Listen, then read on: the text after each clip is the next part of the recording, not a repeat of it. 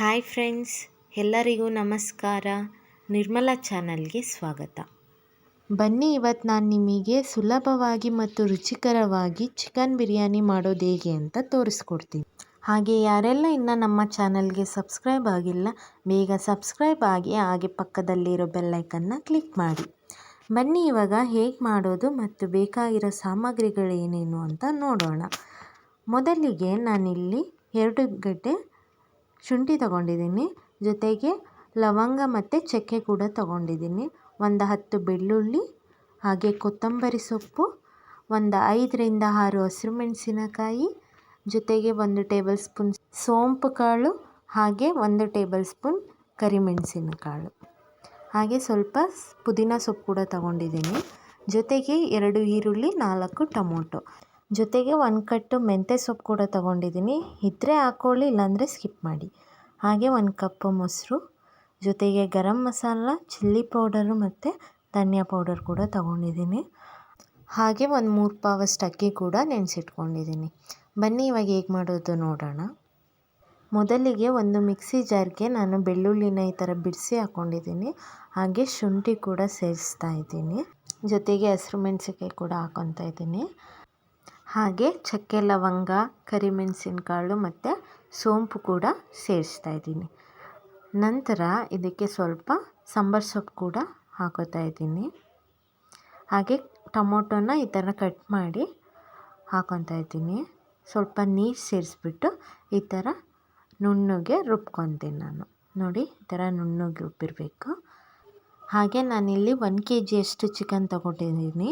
ಅದಕ್ಕೆ ಅರ್ಧ ಟೇಬಲ್ ಸ್ಪೂನಷ್ಟು ಅರಿಶಿನ, 1 ಟೇಬಲ್ ಸ್ಪೂನಷ್ಟು ಚಿಲ್ಲಿ ಪೌಡರು ಮತ್ತು ಗರಂ ಮಸಾಲ ಸೇರಿಸ್ತಾ ಇದ್ದೀನಿ.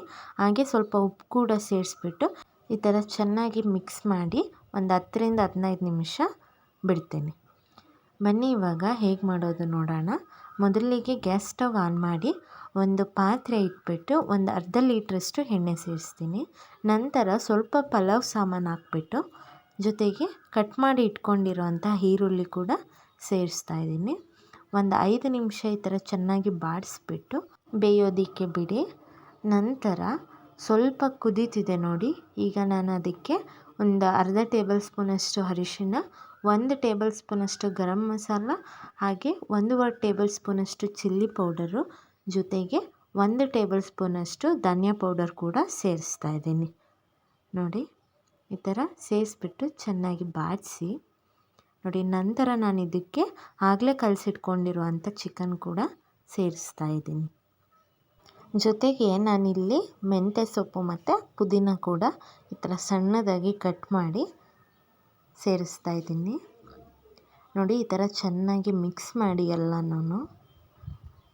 ನೋಡಿ, ಈ ಥರ ಚೆನ್ನಾಗಿ ಮಿಕ್ಸ್ ಮಾಡಿಬಿಟ್ಟು ಚಿಕನ್ ಬೇಯೋದಕ್ಕೆ ಬೇಕಾಗಿರೋ ಅಷ್ಟು ಉಪ್ಪು ಕೂಡ ಸೇರಿಸ್ತಾ ಇದ್ದೀನಿ.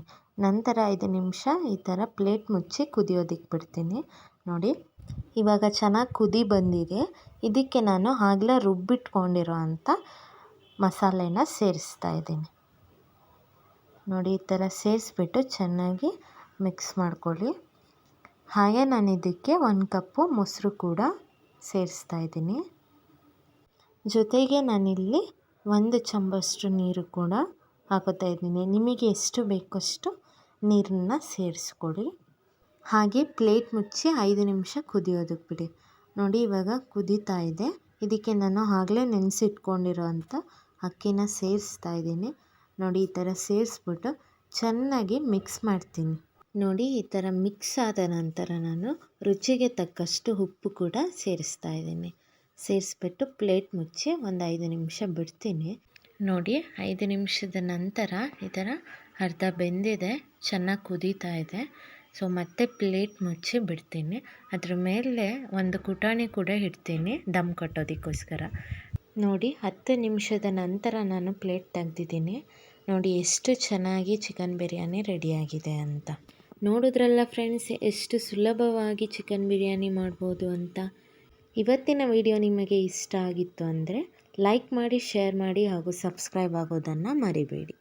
Thank you all.